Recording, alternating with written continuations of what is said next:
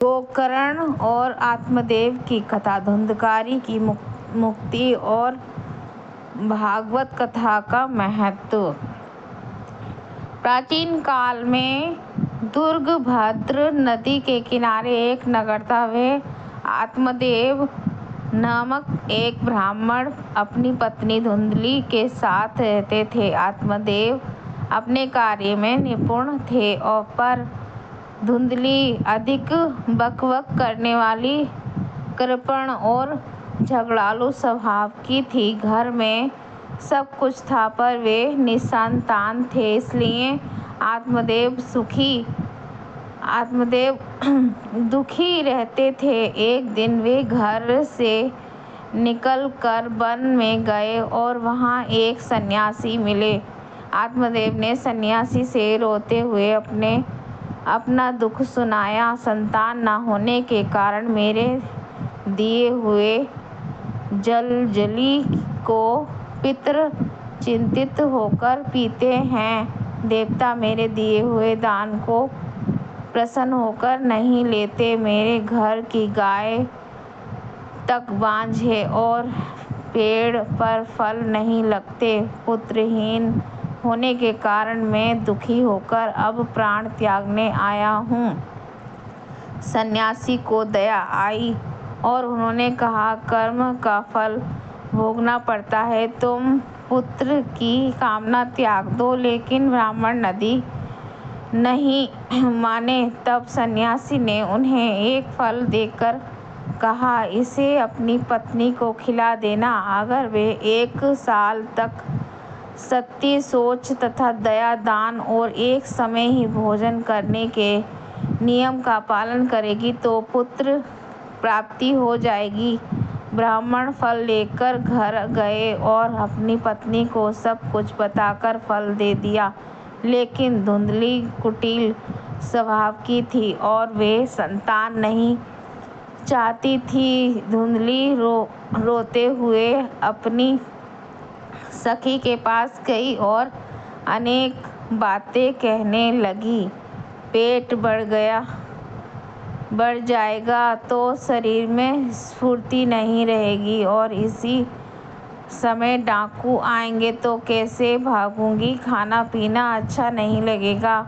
और अगर सुखदेव की तरह बालक पेट से निकला ही नहीं तो सखी ने उसको फल न खाने की सलाह दी। धुंधली ने भी फल नहीं खाया और झूठ बोल दिया। एक दिन उसकी बहन उससे मिलने आई और उसने अपना सारा हाल सुनाया। बहन गर्भवती थी और उसने समझाया, जब मेरा बच्चा होगा तो चुपचाप तुम्हें दे दूंगी। तुम मेरे पति को कुछ धन दे देना, तभी ये फल गाय को खिला दो। धुंधली ने वैसा ही किया। कुछ समय पश्चात बहन को पुत्र हुआ। उसने कुछ धन लेकर चुपचाप अपना पुत्र धुंधली को दे दिया। आत्मदेव बहुत प्रसन्न हुए और उसे बच्चे का नाम धुंधकारी रख गया। 3 महीने बाद गाय ने भी एक मनुष्य आकार का बच्चा पैदा किया, जिसका कान गाय के जैसा था। वे बहुत सुंदर और स्वर्ण के समान कांति वाला था। आत्मदेव को बहुत खुशी हुई और उन्होंने बच्चे का जातक संस्कार कर उसका नाम गोकर्ण रखा। समय बीतने पर वे दोनों बालक जवान हो गए। गोकर्ण बड़ा पंडित और ज्ञानी हुआ, लेकिन धुंधकारी बड़ा ही दुष्ट निकला। स्नान, शौचादि, ब्राह्मणोचित आचरण उसमें नहीं थे और न ही खान पान का कोई परहेज था। क्रोध में वे बहुत बढ़ चढ़ा था और बुरी बुरी वस्तुओं का संग्रह करता था। मुर्दों के साथ हाथ से छुआए हुआ अन्न भी खा लेता था। धुंधकारी चोरी करता और सब लोगों से द्वेष बढ़ता था। वे छिपकर दूसरों के घरों में आग लगा देता था और दूसरों के बालकों को खेलने के लिए गोद में लेकर कुएं में डाल देता था। हिंसा का उसे व्यसन सा हो गया था। हर समय वे अस्त्र शस्त्र धारण किए रहता और बेचारे अंधे और दीन दुखियों को व्यर्थ तंग करता। वेश्याओं के जाल में फंसकर उसने अपने पिता की सारी संपत्ति नष्ट कर दी। एक दिन उसने अपने माता पिता को मार पीट कर घर के सभी बर्तन भाड़े उठा लिए और चला गया। जब सारी संपत्ति स्वाह हो गई तब आत्मदेव फूट फूट कर रोने लगे और बोले, इससे तो इसकी माँ का बांझ रहना ही अच्छा था। अब मैं कहाँ रहूँगा, कहाँ जाऊँ? मेरे इस संकट को कौन काटेगा? हाय, मेरे ऊपर तो बड़ी विपत्ति आ पड़ी है।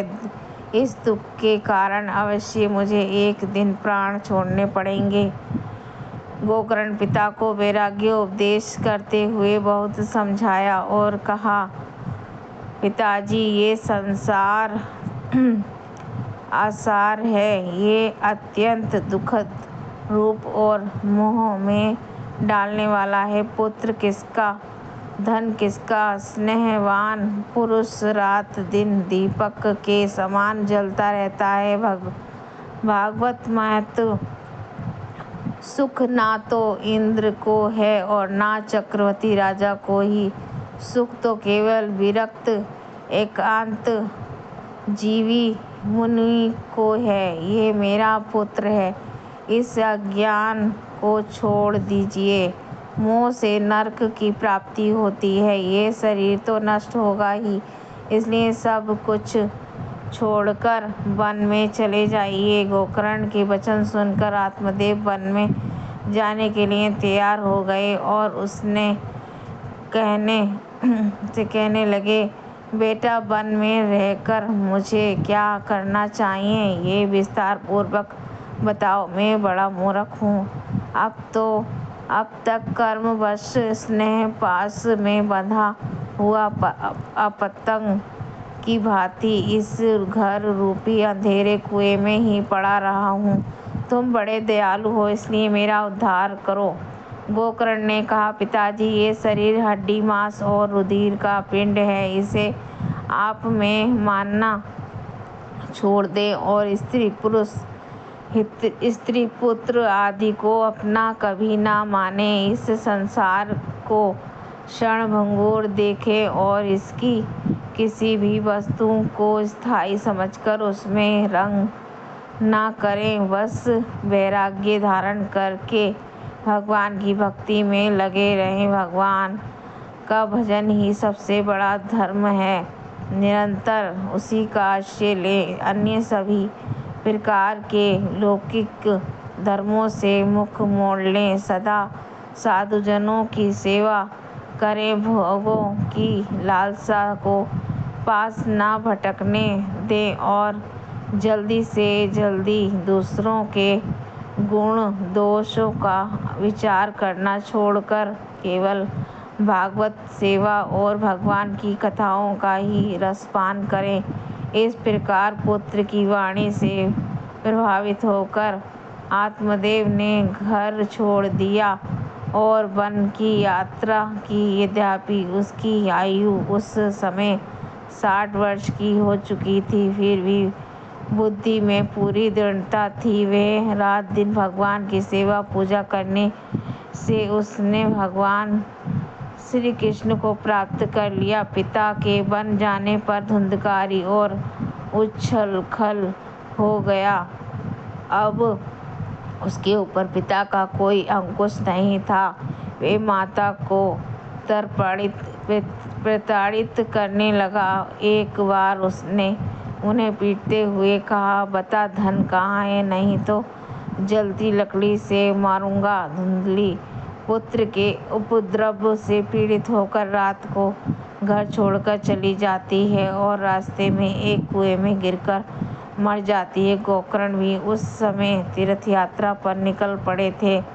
वे घर के वातावरण से निरासक्त थे। उनका ना कोई मित्र था, ना कोई शत्रु। जब कोई नहीं रहता तब धुंधकारी ने घर में 5 वेश्याओं को लाकर रखा।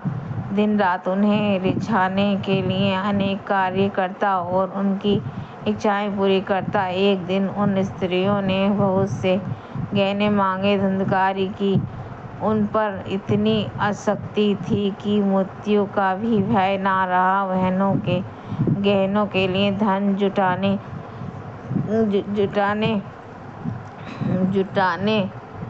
जुटाने वे रात को निकल पड़ता। सब जगह ये से चोरी करके गहने वस्त्र जुटाकर घर लाया। तो उन स्त्रियों ने सोचा कि एक दिन ये राजा द्वारा पकड़ा जाएगा और हमें भी फंसेगी। तब उन स्त्रियों ने एक दिन सोते हुए धुंधकारी के गले में रस्सी बांधकर उसे मारना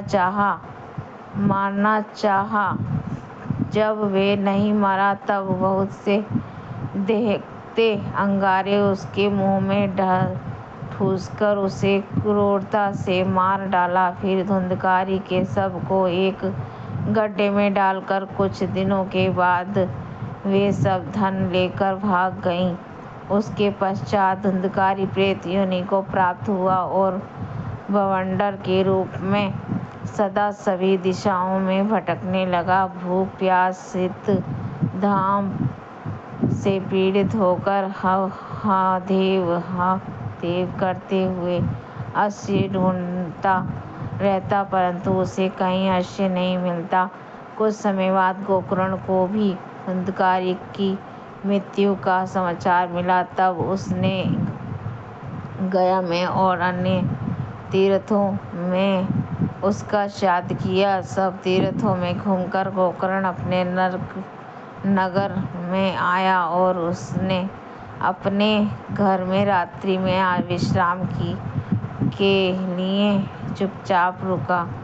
अपने भाई को सोता देख धुंधकारी उसे रात्रि में भयानक रूप धारण कर डराने लगा। धुंधकारी में बोलने की शक्ति नहीं थी, इसलिए रोने लगा और इशारे में बात करने लगा। तब गोकर्ण ने कुछ मंत्र पढ़कर उसके ऊपर छिड़का, जिससे धुंधकारी के पापों का कुछ शमन हुआ और उसने अपना हाल सुनाया। फिर अपने उद्धार का उपाय करने को कहा।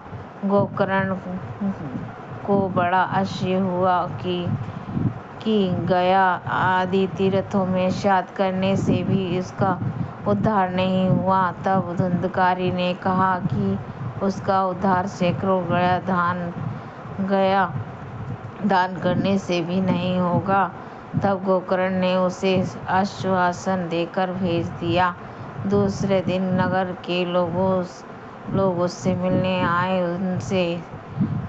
उनमें से कुछ तपस्वी ज्ञानी भी थे। उन्होंने शास्त्र खोलकर देखा। फिर सब ने सोचा कि इस विषय में सूर्य नारायण से ही मार्गदर्शन लेना चाहिए। गोकर्ण ने सूर्य भगवान की स्तुति की। तब नारायण ने उसे कहा कि भागवत सप्ताह से ही मुक्ति हो सकती है, उसका पारायण करो। गोकर्ण ने भागवत सप्ताह का आयोजन किया, जिसमें दूर दूर से लोग सुनने आए। तब गोकर्ण व्यास आसन में बैठकर सप्ताह शुरू करने लगे। तब धुंधकारी का प्रेत भी वहां आया। वे इधर उधर बैठने का स्थान ढूंढने लगा। तभी उसकी दृष्टि वहां रखे एक 7 गांठ वाले बांस पर पड़ी। वे उसके सबसे नीचे वाले छेद में जाकर बैठ गया। वायु रूप में होने के कारण वे बाहर निकल बैठ सकता था।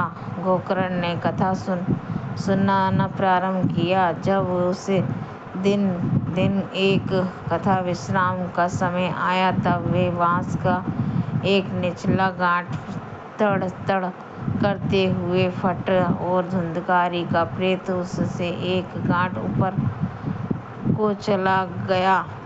इस प्रकार प्रत्येक दिन कथा विश्राम के समय बाँस का एक एक गाँठ फटता गया और 7 दिन के अंत में पूरा बाँस फट गया। इस प्रकार 7 दिन में 7 गाँठों को फाड़कर धुंधकारी भगवत कथा सुनने से पवित्र होकर प्रेत योनि से मुक्त हो गया और दिव्य रूप धारण करके सबके सामने प्रकट हुआ। उसका मेघ के समान श्याम शरीर पीतांबर और तुलसी की मालाओं से सुशोभित था तथा सिर पर मनोहर मुकुट और कानों में कमनीय कुंडल झिलमिला रहे थे।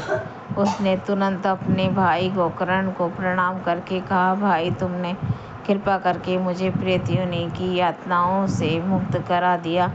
देवता एवं विद्वानों की सभा में ऐसा कहा गया है कि भारतवर्ष में जन्म लेकर भी अगर कोई भागवत कथा नहीं सुनता तो उसका जन्म व्यर्थ है। केवल ईश्वर शरीर को ही हष्ट पुष्ट करने से क्या लाभ है। धन्य भागवती भरतात प्रेत पीड़ा विनाशिनी सप्ता भी तथा धन्य कृष्ण लोक फलप्रदा।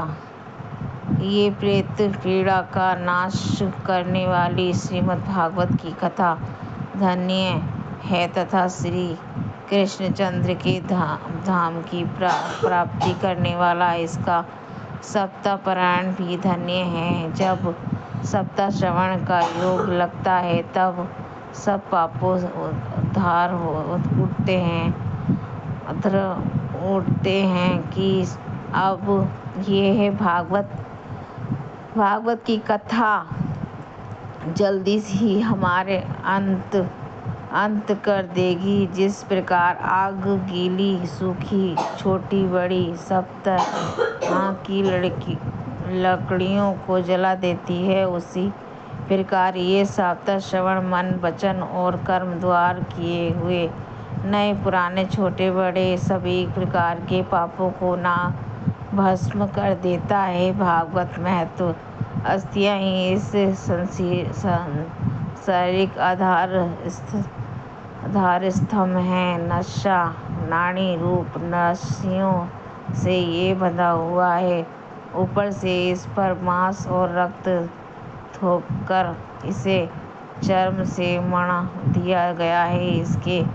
इसके प्रत्येक अंग में दुर्गंध आती है क्योंकि है तो ये मल मूत्र का भंडार ही। वृद्धावस्था और शोक के कारण ये परिणाम में दुखमय ही है। रोगों का तो घर ही ठहरा है।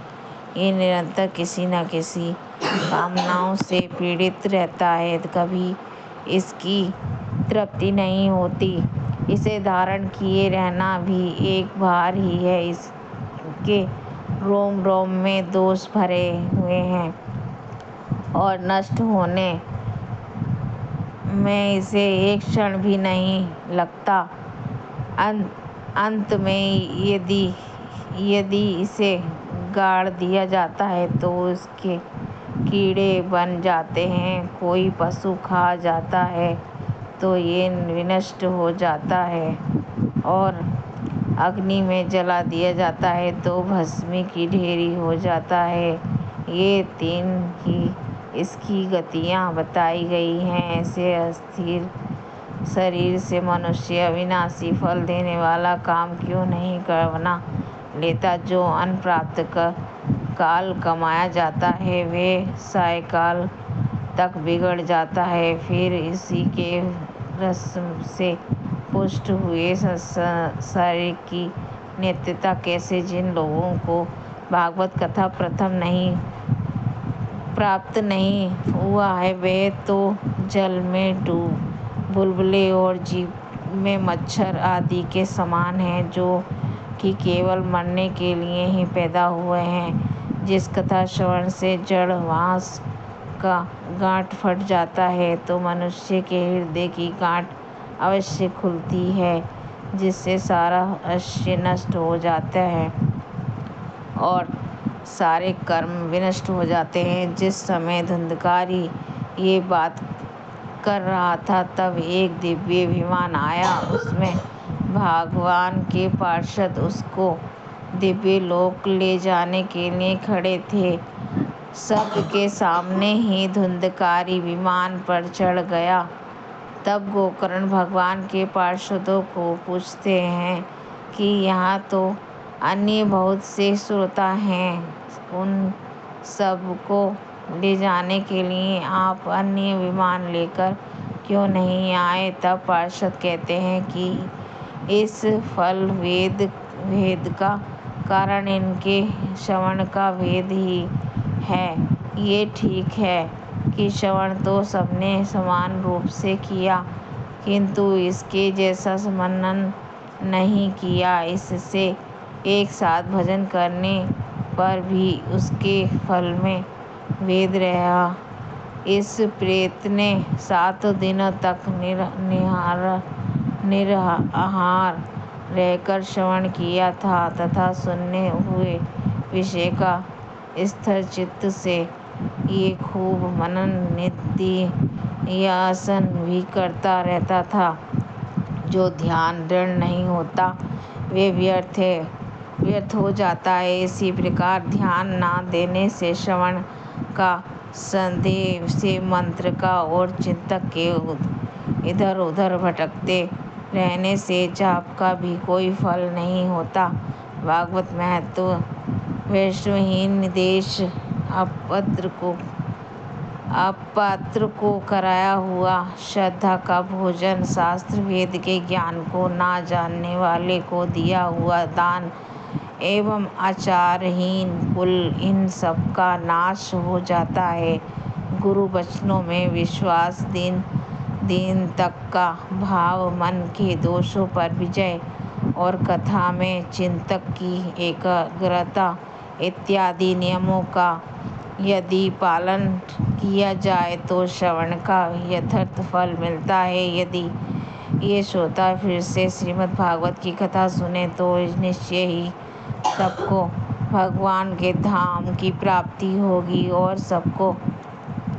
और आपको तो भगवान स्वयं आकर गोलोक धाम ले जाएंगे। ये कहकर वे सब पार्षद हरि कीर्तन करते धुंधकारी को साथ लेकर दिव्य लोक को चले गए।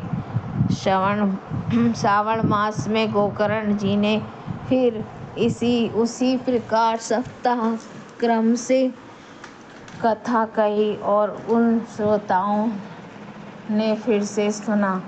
कथा की समाप्ति पर वे भक्तों से भरे हुए विमानों के साथ भगवान श्री कृष्ण प्रकट हुए और गोकर्ण को हृदय से लगाकर अपने ही समान बना लिया। उन्होंने क्षण भर में ही अन्य सब श्रोताओं को भी मेघ के समान श्यामवर्ण, रेशमी पीताम्बरधारी तथा किरीट और कुंडल से विभूषित कर दिया। उस गांव में कुत्ते और जितने भी जीव थे वे सभी गोकर्ण जी की कृपा से विमानों पर चढ़ लिए गए तथा जहाँ योगी जन जाते हैं उस भगवान के धाम में भेज दिए गए। श्री कृष्ण कथा श्रवण से प्रसन्न होकर गोकर्ण जी को साथ ले योग दुर्लभ गोलोक धाम ले गए।